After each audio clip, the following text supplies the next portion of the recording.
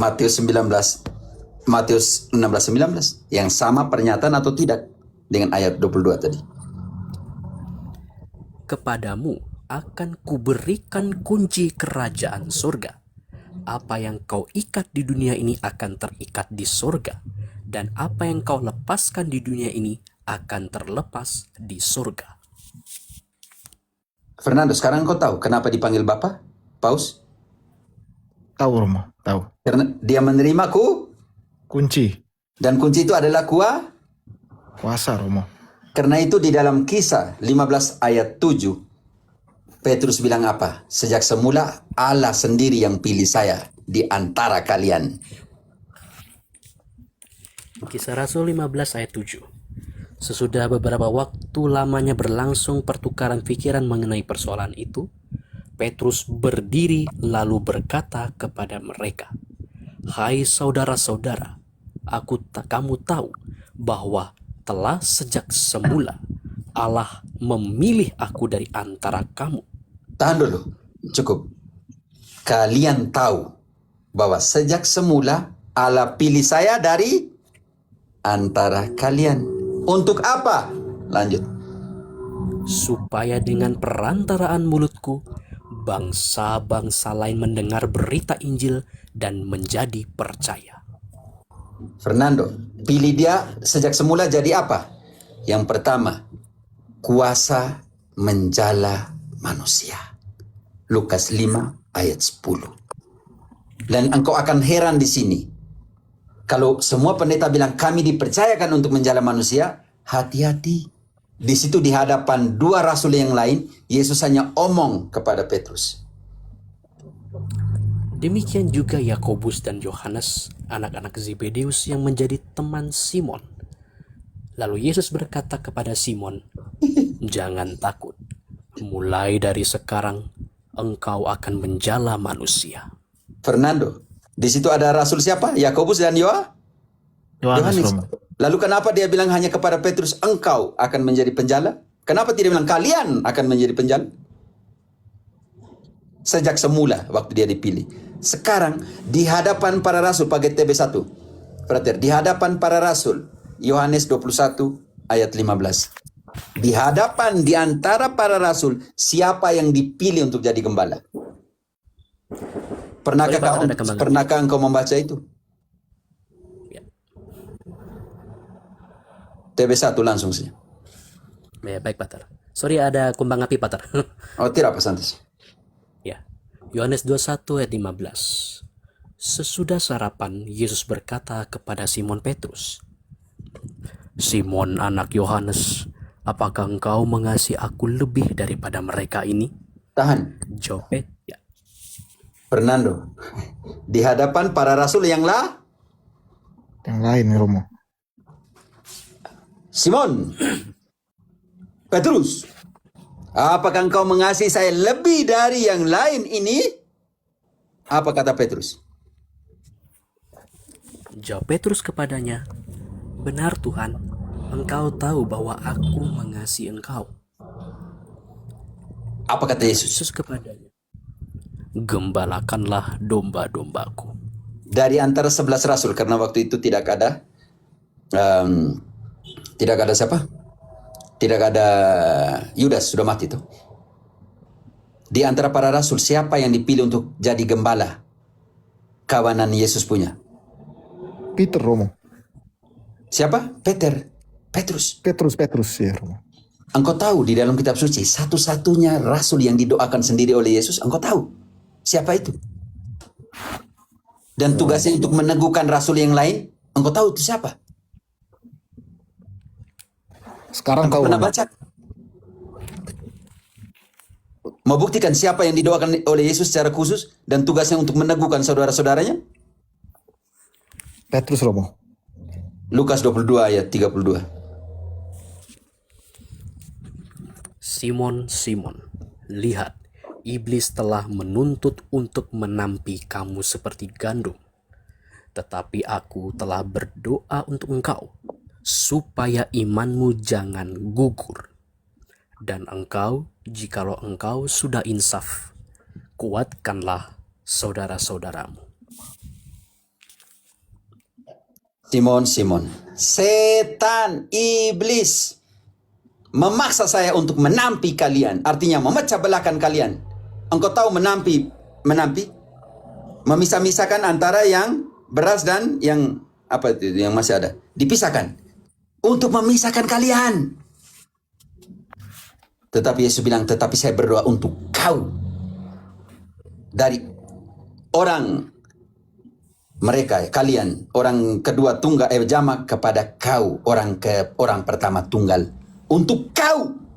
Supaya imanmu jangan jatuh. Dan ketika engkau bertobat nanti, engkau harus meneguhkan saudara-saudaramu. Karena itu, di dalam ajaran iman dan moral, kalau dia berbicara dari katedra Santo Petrus, kursi Santo Petrus, maka paus adalah infabilitas, tidak bersalah. Karena Yesus mendoakan sendiri Petrus dan tugasnya untuk meneguhkan saudara-saudaranya. Makanya tidak ada 2, 3, 4, 10 paus. Hanya satu paus, dan Katolik punya satu paus dari Petrus sampai dengan Leo. 267 paus tanpa berhenti. Silakan Fernando. Siap. Terima kasih Romo atas ilmunya. Izin pertanyaan kedua, boleh Romo? Ya, silakan. Nah, Protestan, proses sopan begini saya senang begitu Cari kebenaran akan memerdekakanmu kenapa kita bongkar kitab suci itu pertama Fernando, sebelum masuk ke pertanyaan kedua. Kenapa kita pakai kitab suci? Paulus menggunakan teknik ini, tetapi kitab suci dipakai untuk apa? Kisah 17 ayat 11 dipakai untuk apa?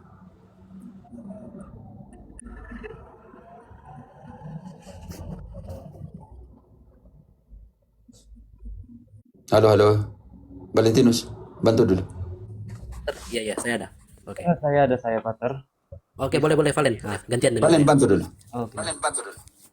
17 Ayat 11, kisah. Ayat 11. Kitab suci dipakai untuk apa, saudaraku Fernando? Bukan untuk cari kau punya keuntungan perut, Bukan. Orang-orang Yahudi di kota itu lebih terbuka hatinya daripada orang-orang Yahudi di Tesalonika. Karena mereka menerima firman itu dengan segala kerelaan hati. Dan setiap hari mereka menyelidiki kitab suci untuk mengetahui apakah semuanya itu benar demikian. Fernando, selidiki kitab suci supaya tahu apakah itu benar atau tidak. Tidak Romo. Kenapa kita pakai kitab suci? 2 Timotius 4 ayat 2. Kalau saya tahu engkau salah, engkau keliru, dan saya diam, saya berdosa, saudaraku. Saya bisa berbuat baik dan saya tidak omong.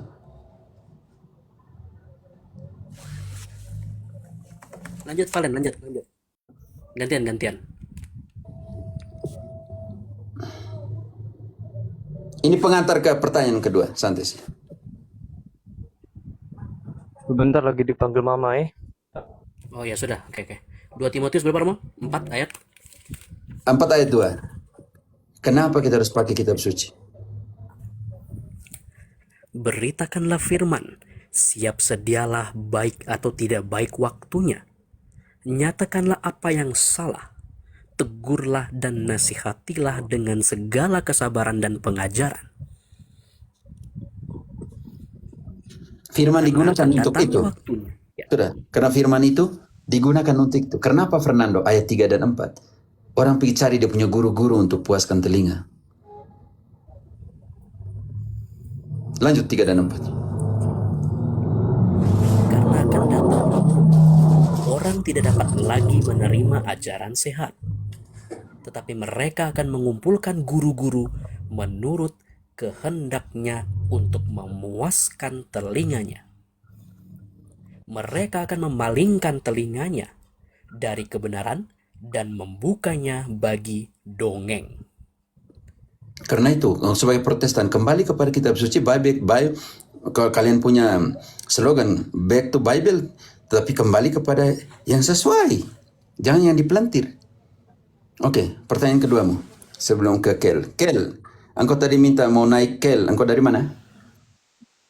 Saya dari Protestan Romo, mau bertanya sedikit ini. Oke, engkau selesaikan pertanyaan keduanya Fernando. Setelah ke engkau ya, saudaraku. Baik Romo. Ini pertanyaan Romo. kedua saya Romo. Oke. Saya juga bertanya Romo secara lebih reflektif. Apakah agama yang saya yakini saat ini Protestan pada dasarnya ditentukan oleh faktor keturunan Romo? Contoh saya ini kan orang dari Minahasa. Saya begitu lahir Protestan. Saya punya opa oma lahir Protestan, meninggal Protestan. Jika demikian, bagaimana gereja Katolik memahami hal tersebut dalam terang kehendak Allah? Seperti itu Romo, terima kasih. Mungkin nanti saya bakal banyak nanya lagi Romo, tapi ke orang lain dulu habis ini. Terima kasih Romo. Salve, shalom.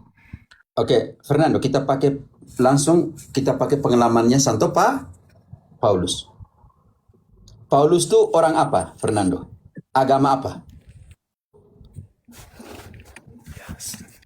Sebelumnya yang melawan Tuhan Yesus kan Romo, Saulus. Dia agama apa? Kalau begitu. Kita buktikan. Galatia 1 mulai ayat 13. Galatia 1 ayat 13. Sebab kamu telah mendengar tentang hidupku dahulu dalam agama Yahudi. Tanpa batas Tahan dulu. batas Fernando, tahan dulu Valentinus. Agama apa? Yahudi Romo. Nanti dia buat apa di dalam keyahudian? Dan bagaimana dia keluar dari keyahudian? Dia butuh pertimbangan orang atau tidak? Lanjut. Di dalam agama Yahudi pun, aku jauh lebih maju dari banyak teman yang sebaya dengan aku di antara bangsaku. Sebagai orang yang sangat rajin memelihara adat istiadat nenek moyangku. Tahan dulu. Namun, Engkau tadi bilang, mati Protestan, keturunan Protestan. Paulus yang sama, sangat keras, menjaga dan menghidupi adat istiadat nenek moyangnya. Tetapi dia akan berjuang tetap di dalam nenek moyangnya atau tidak? Lanjut. namun pada waktu Allah yang telah memilih aku sejak dalam kandungan ibuku dan memanggil aku oleh anugerahnya, berkenan menyatakan anaknya di dalam aku, supaya aku memberitakan dia di antara bangsa-bangsa bukan Yahudi. Sesaat pun aku tidak minta pertimbangan kepada manusia. Selesai perkara. Kalau mau tanya saya, ambil pengalamannya Paulus. Tidak perlu lagi meminta pertimbangan manusia. Kalau dia yang pilih saya sejak lahir dan dia mau saya di sini, maka dia tinggalkan Yudaisme dan dia masuk jadi Kristen yang sejati. Kalau itu pertanyaanmu kepada kenapa? Karena 1 Timotius 2 ayat 4, Tuhan mau semua orang selamat dan ada kondisinya.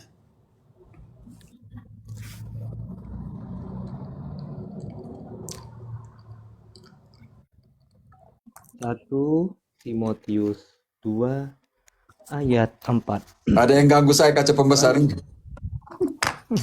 Teman-teman, maaf Fernando, saya selalu pakai kaca pembesar. Lihat ini yang tertulis ini, kalau tidak bisa lihat kah? Oke. Siap Romo. Yang menghendaki supaya semua orang diselamatkan dan memperoleh pengetahuan akan kebenaran. Selamat dan tahu tentang Kebenaran. kebenaran. Engkau tahu kebenaran dan kau tidak mau, bagaimana? Pertanyaan saya untuk Fernando. Setelah engkau baca semua kitab suci, ikut semua kultus Protestan dan semuanya itu, Calvinis dan semua. Pertanyaan reflektif untuk engkau pada malam hari ini, pagi waktu Indonesia, waktu saya di sini di Kolombia. Ya Romo. Keselamatan itu dimulai dari mana?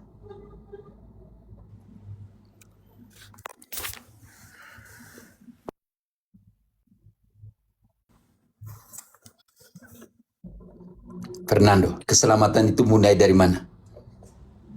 Yang kau terima turun-temurun atau apa? Bukan Romo, bukan turun-menurun Romo. Dari mana?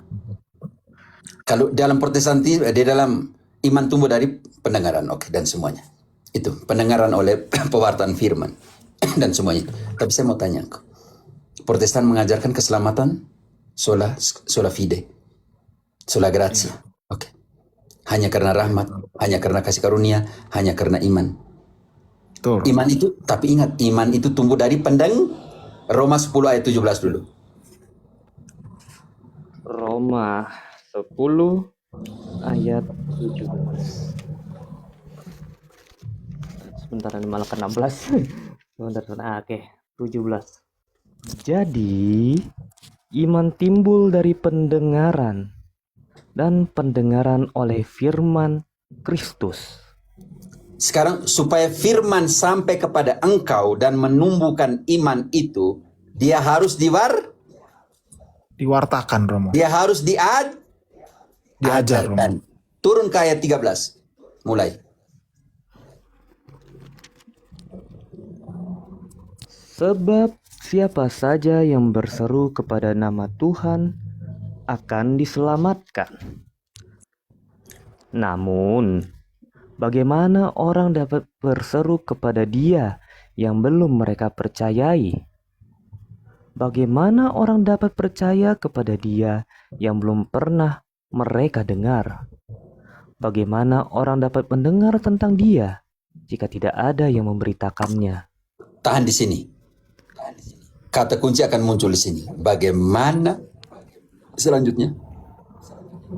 Bagaimana orang dapat memberitakannya jika tidak diutus? Fernando, siapa yang mengutus para pendeta? Bagaimana mewartakannya kalau tidak ada yang mengutus? Siapa yang mengutus pendeta-pendeta Protestan? Kalau gereja Katolik sangat jelas apostolik, dan Yesus mengutus para rasul. Dan para rasul bilang begini. Bantu dulu. Sekarang kita lihat 2 Tesalonika 3 ayat 2:15. Karena rasul-rasul diutus oleh Yesus untuk mengajar. Dalam Matius 28 ayat 20, ajarkanlah semua yang saya perintahkan, dan ketahuilah saya menyertai kalian sampai akhir zaman. Dan sekarang Paulus, para rasul, dia pakai kita, kami.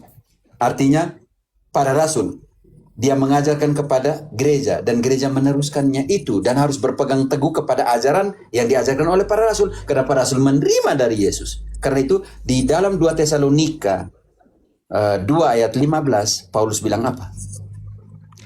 Sebab itu saudara-saudara, berdirilah teguh dan berpeganglah pada ajaran-ajaran yang kamu terima dari kami, baik melalui lisan maupun Fernando. Ajaran-ajaran yang diterima dari kami, dari para rasul. Pendeta mana yang terima dari para rasul kalau tidak ada suksesi apostolik ajarannya? Persoalan di sini berat. Tetapi ajaran itu disampaikan melalui apa? Baca kembali komplit. Oh, doubling ya. Ini siapa punya? Valentinus atau siapa punya? Oke, lanjut. Baik. Oke, jadi kan dari kami, baik melalui lisan maupun tertulis. Pertanyaan saya untuk Fernando. Protestan yang terima yang tertulis Romo. lisannya ada di mana? Lisannya siapa yang jaga? Betul Romo. Seharusnya dari para rasul Romo, lisan itu. Disampaikan kepada siapa? Pada para murid-muridnya Romo. Murid-muridnya disampaikan kepada siapa? Terus ke turunan-turunannya Romo. Makanya ada selalu estafet. Di dalam suksesi apostolik, uskup ke uskup yang lain, uskup ke imam, itu dalamnya penyaluran juga seluruh ajaran lisan dan tertulis. Karena itu ajaran-ajaran ini punya muatan keselamatan. Karena yang diajarkan langsung kepada dari Yesus kepada para rasul dan dilanjutkan oleh gereja dan semuanya. Karena itu keselamatan dimulai dari keselamatan doktrinal. keselamatan dimulai dari apa yang diajarkan kepadamu. 1 Timotius 4 ayat 16. Awasilah dirimu. 1 Timotius 4 ayat 16. Surat kepada Timotius 4 ayat 16. Awasilah dirimu sendiri dan ajaranmu.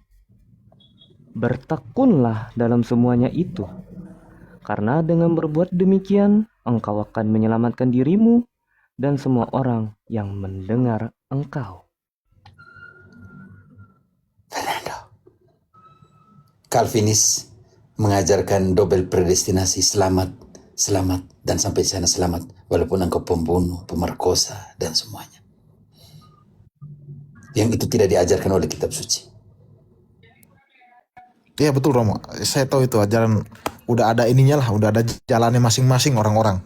Ibarat seperti itu, udah ada takdirnya. Sedangkan kita harus kerjakan keselamatan, harus berusaha. Turun ke ayat 10-nya, Valentinus. Kita harus berusaha dan berjuang atau tidak? Di ayat 10, itulah sebabnya kita berjerih payah dan berjuang, karena kita menaruh pengharapan kita kepada Allah yang hidup, Juru Selamat semua manusia, terutama mereka yang percaya. Mereka yang percaya harus berjuang lebih atau tidak di sini? Berusaha lebih, menaruh pengharapan kita kepada Kristus penyelamat manusia. Kita berjuang lebih atau tidak? Maka di situ Paulus dalam Filipi 2:12 12:13. Karena itu, saudara-saudaraku yang terkasih, sebagaimana kamu senantiasa taat, bukan saja seperti waktu aku masih hadir, tetapi terlebih lagi sekarang waktu aku tidak hadir. Tetaplah kerjakan keselamatanmu dengan takut dan gentar. Tetap kerjakanlah keselamatanmu, Fernando. Jangan engkau bilang double presiden sudah ditetapkan untuk selamat. Engkau mau tahu siapa yang tidak menjadi bagian dalam kerajaan Allah? Galatia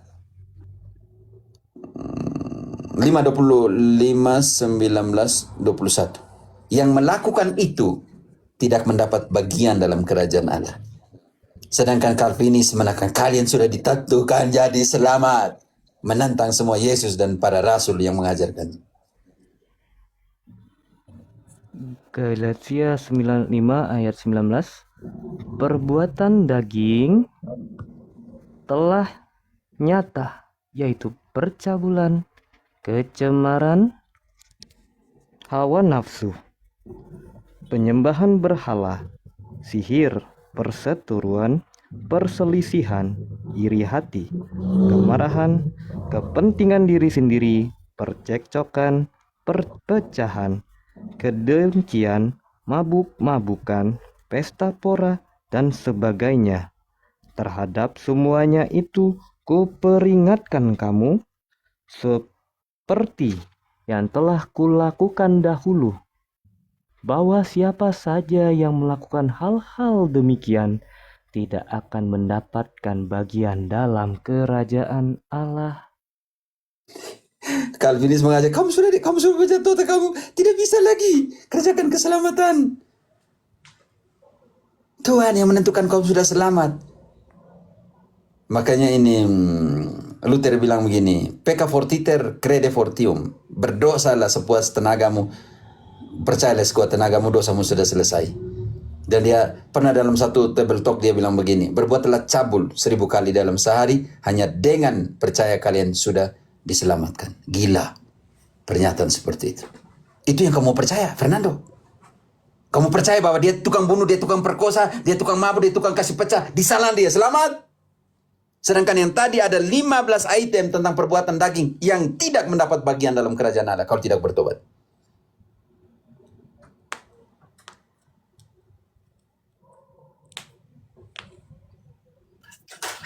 Iya Romo, betul Romo.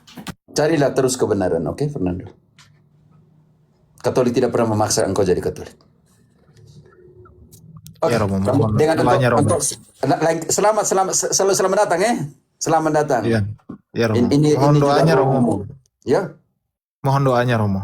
Oke, kita saling mendoakan. Oke, carilah kebenaran dan kebenaran akan memerdekakanmu. Siap Santo Romo. Paulus menemukan kebenaran itu. Siap.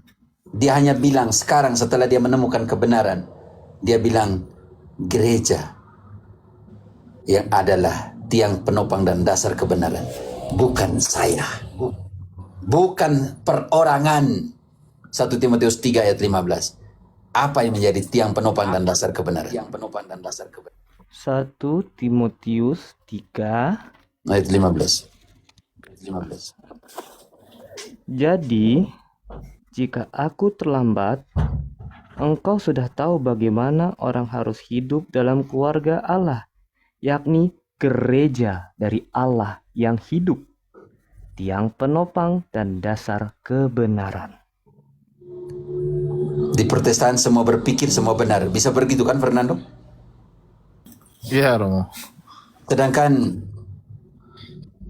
Alkitab menekankan otoritas pemimpin. Bantu dulu Hakim-Hakim kalau tidak salah 25. Hakim-Hakim 25. 21 25. Hakim-Hakim 21 25. Kalau tidak ada Yang otoritas terakhir, Romo. ya. Hakim Hakim-Hakim yang terakhir ya, Romo ya. itu wahyu. Hakim-Hakim itu perjanjian lama. Bantu dulu Frater. Iya. 21 Hakim 25. 21. Oke, Pak. 25. Ayat Kamu sudah terakhir temukan ya. oke. Ayat. Ya, saya sudah temukan. Oke. Pada zaman itu, ya oke. Valen. Oke. Ya, pada zaman itu tidak ada raja di antara orang Israel. Setiap orang melakukan apa yang benar menurut pandangannya sendiri. Relativisme. Fernando, untuk jadi agama dia harus punya 3 kriteria. Alkitab, kultus, dan otoritas. Protestan punya kitab suci, Fernando? Punya dari Katolik Romo. Berarti tidak punya. Berarti tidak punya. Siap Romo, siap. Dia ambil dari Katolik, kau bilang mereka kamu punya bagaimana? Yang kedua, Fakta memang ambil dari Katolik Romo, betul. berarti tidak punya kitab suci. Bisa mengerti? Berarti kriteria sebagai agama hilang. Kriteria kedua, kultus, liturgis, sesuai dengan ada yang di dalam kitab suci yang dibuat oleh Protestantisme? Saya rasa tidak Romo, setengah-setengah. Memang tidak Faktanya ada. seperti itu. Memang tidak ada jingkrak, bongkar, lompat, tidak ada dalam kitab suci, tidak ada. Yang ketiga, Siap Romo. untuk mengatakan itu agama dia harus punya otoritas, satu otoritas komun untuk semua. Protestan ada dengan 60.000 denominasi. Oh, tidak ada Romo. Saya akui Kalau tidak itu ada. 3 kriteria sebagai agama hilang. Pertanyaan saya, Berarti saya nggak punya agama Romo ya? Kalau yang secara bukan itu, agama. Agama religiare kembali bergabung, kembali menyatu. Agama adalah penyatuan antara Allah dan manusia. Engkau mau tahu di mana Yesus bersatu dengan kita, tinggal dengan kita? Engkau mau tahu di mana? Yang pertama di gerejanya. Karena gereja adalah tubuhnya, kepenuhan dia dari segala dan dalam segala. Efesus 1 ayat 22-23. Nanti kita lihat, agama artinya kembali bersatu. Persatuan antara Allah dan manusia. Di dalam apa nanti? Buktikan. Kita buktikan secara biblis. Yang pertama, dia kepala, gereja tubuhnya. Tidak bisa dipotong, dipenggal, dimutilasi. Efesus 1 ayat 22-23. Oke, tunggu. Efesus 1 22-23. Ketemu. Segala sesuatu telah diletakkannya di bawah kaki Kristus, dan dia telah diberikannya kepada gereja sebagai kepala dari segala yang ada. Gereja yang adalah tubuhnya, yaitu kepenuhan dia yang memenuhi semua dan segala sesuatu. Kepenuhan dari Kristus sebagai kepala adalah gereja, adalah tubuhnya. Efesus 5 ayat 30. Efesus 5 ayat 30. Bersatu. Agama religi ada artinya kembali bersatu. Artinya persekutuan. Kalau agama dalam pengertian spiritual, bersatunya antara Allah dan manusia.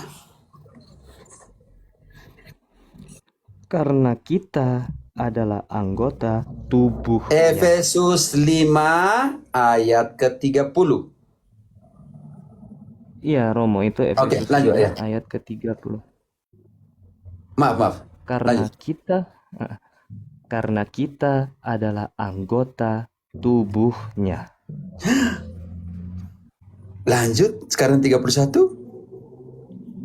Sebab itu, laki-laki akan meninggalkan ayahnya dan ibunya Untuk dan bersatu dengan istrinya, sehingga keduanya itu Fernando, religion artinya kembali bersatu. Kembali Bersatu. ke dalam kepersekutuan. Agama dalam pengertian Kristen. Bersatunya Allah dengan manusia. Dia ambil contoh pasutri, suami dan istri, mujer, saya ngomong Spanyol lagi. Laki-laki dan perempuan. Baca kembali ayat 31. Mereka bersatu atau tidak? Sebab itu, laki-laki akan meninggalkan ayahnya dan ibunya dan bersatu dengan istrinya, sehingga keduanya itu menjadi satu daging. Mau tahu misteri apakah ini? Ayat 32. Rahasia ini besar, tetapi yang aku maksudkan ialah hubungan Kristus dan gereja. Di manakah Kristus bersatu dengan kita? Saudaraku, di Gereja, Romo. Yang kedua, agama artinya Allah bersatu, bersekutu, berkoinonia dengan manusia. Dengan cara seperti apa? Yohanes 6. Tinggal bersatu. Yohanes 6 ayat 57. Dengan cara seperti apa dia tinggal di kita dan kita tinggal di dia. Yohanes 6, roti kehidupan ini. 57.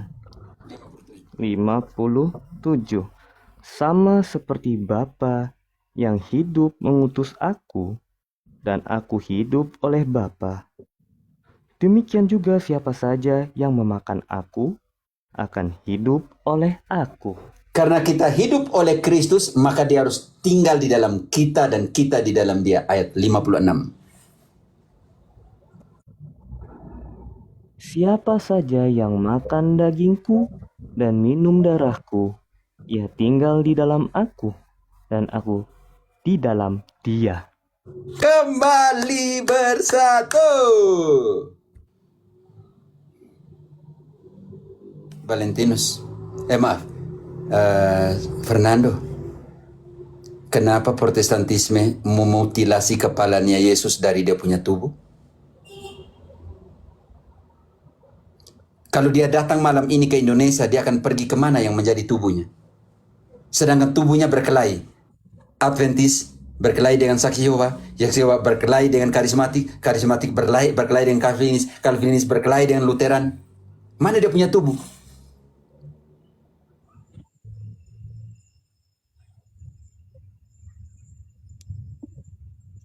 Ingat, carilah kebenaran, kebenaran akan memerdekakanmu. Oke.